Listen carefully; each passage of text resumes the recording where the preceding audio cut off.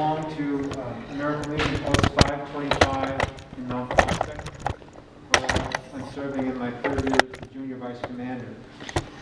And in that role, of course, meeting to meeting, as we all know, in the format of district and post, I've got a responsibility for talking about and raising awareness with regards to issues like youth programming and Americanism.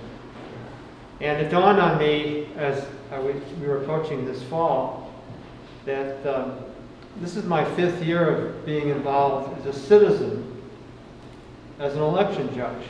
I never did this before I retired. And I suppose, in one sense, I began doing it because I could afford the time to spend a day practicing what I've been preaching to my children. I had 6 kids. And what I've been talking about as a veteran most of my life. And I keep coming around to the elements of what I call the C's in our life. The big C's. The letter C. We are all citizens of this nation state. And our country has gone through all sorts of changes in the last 200 plus years. We've been around for a lot of them. We face them every year in different areas. This year, as we look at the national scene about leadership and elections, I noticed last spring when I was an election judge that we didn't have as many judges as we did before. Cook County was down 2,000 judges. They needed more help. We were undermanned at the polling place that I was at.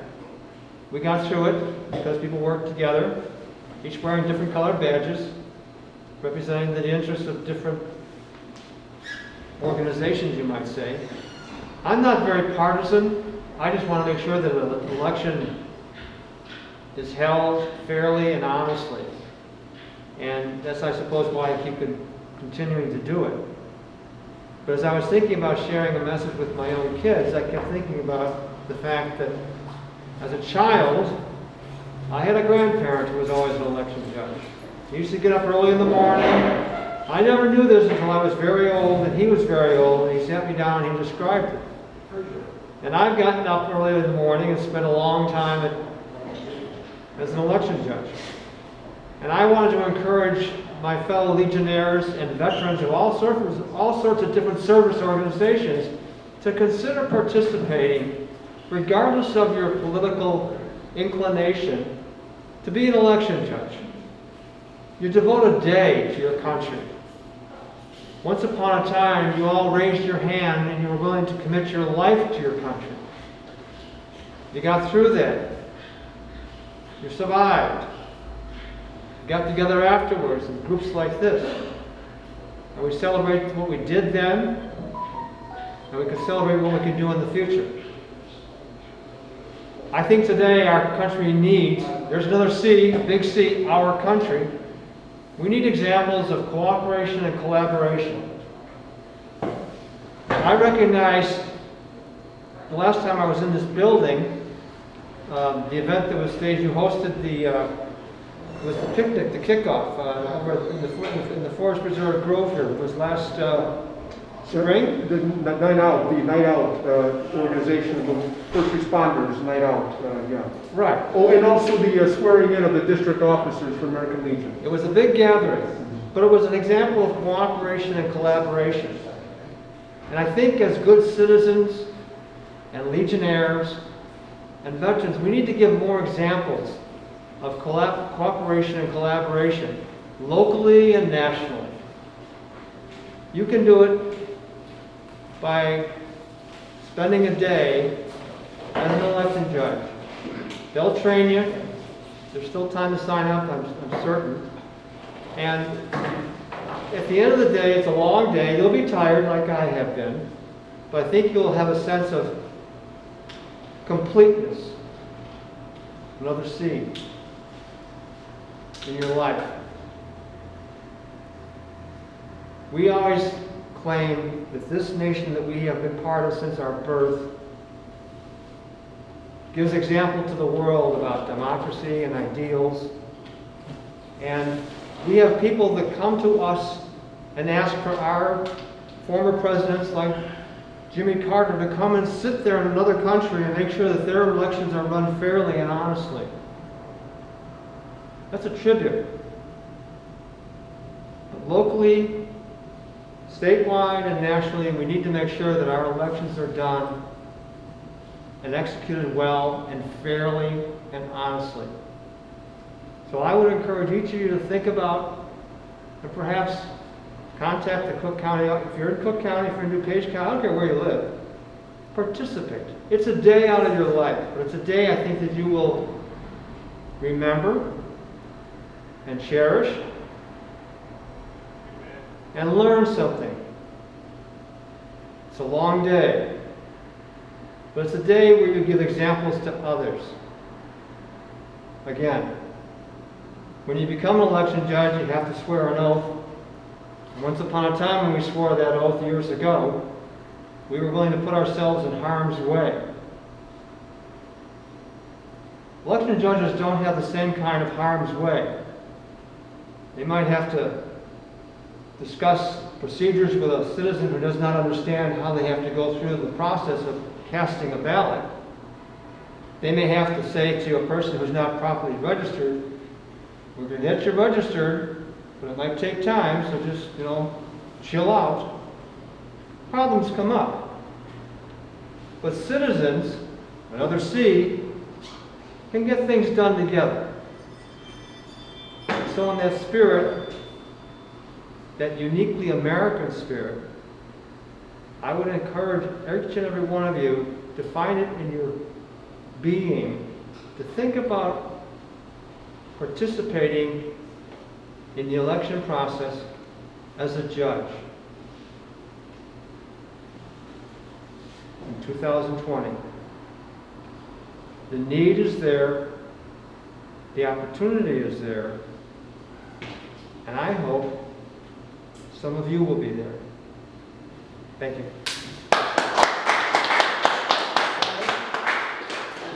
If anyone has questions, you'll be around for comments. Yes. How do you become a judge? Beg your pardon? How do you become a judge? How do you become a judge? I've got information on my phone. I'll take your name. I'll make sure the chief trainer in the northwest suburbs is an acquaintance of mine who I work with Scouts. We'll put you in touch with the office. I signed up online. There's probably information in your local township office, okay, for Lyden Township. But we'll connect you with the office, okay? I've got a question, Brian. So let's say now there's early voting. Do you have to be there more than one day then, right? No. The early voting process, there are people who volunteer to be election judges, and they actually, they start in at this time of the year. And they'll be working for 2 weeks every day at libraries or wherever a community might set up their early voting election machines. Okay? And they're there for people to vote early. And then on the day of the election, and this right now, it's coming up on 3rd of November, Tuesday. That's, we go to our assigned location, and we normally start setting up on Sunday night, check out the machines, and we come in on Monday night just before to set up everything in the room, and then show up early in the morning on Tuesday, so the polls are open at 6 o'clock. Last year, what surprised us was that a lot of early voting went on. We did not have the volumes of people that we had 2 years ago, okay? Because people are taking advantage of early voting, mail-ins, things like that. But the processes are put in place to give people options based upon your convenience, the convenience of your time and your schedule and your needs. We want to make it advantageous for people to participate. Anything else? Dan, is that something you might be interested in? Yes, I'm going to speak to him afterwards. Very good. Thank you. Wonderful. Thank you, Brian.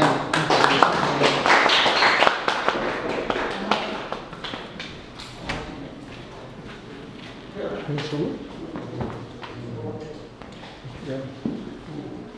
Brian, Bad shoes, that's what you hey Brian, how much do you make for a day? I think last, April, I got a trip for $135. Oh, that's not bad. But it's only, What authority do you have? What authority do you have? well, Like, can you beat people up? no. Wrong country, gee, with that, but I mean. I think that's the ones where Jimmy Carter was going. I think you gotta be in China to be able to do No, that. well, I mean, you know, who knows it? Now, Well, you know what, I guess, Brian, I guess that's a question. Is there a lot of trouble? Is there a lot of trouble Yeah, with right. those? No, Right. what happens is, that oftentimes there's a lot of questions that come up, because some people are going through it for the first time, or with new equipment, or new procedures, there's questions that come up from people who've been voting since the age of 18. Yeah.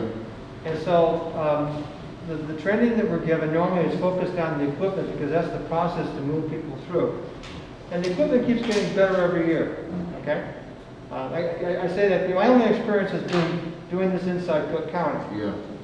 And they've made great strides to make the process easier to understand for the judges and the public.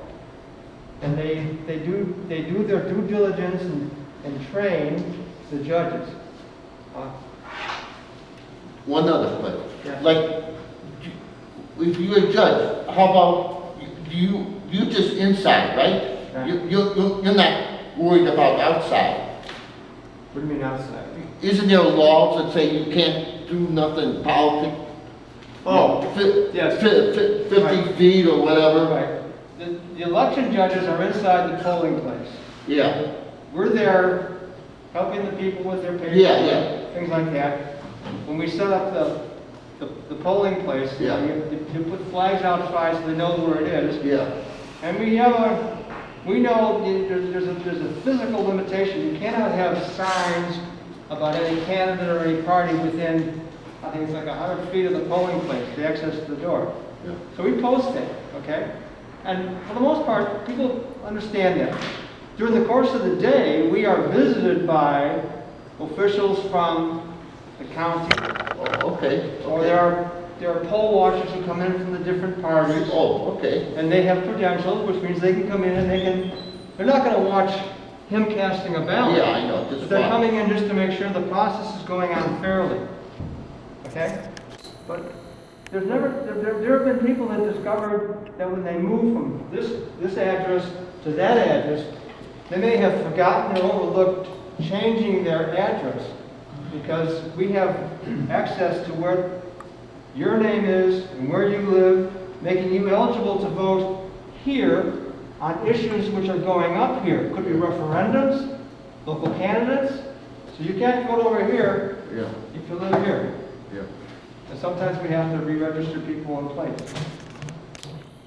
Hey, Brian, I went online because I worked primary last year. In April? Yeah, Yeah. in April. And I went online this year because I was going to work here, but I can't because I just got out of the hospital. But they said that because of the COVID and the shortage, that the pay was going to be like $225 or something like that for the judge. Well, I'm glad to hear that. Hey, there should be casualty pay, all right? All right, anything else, It's Brian? hazardous duty. Yeah, hazardous duty. Brian, thank you so very much. Okay,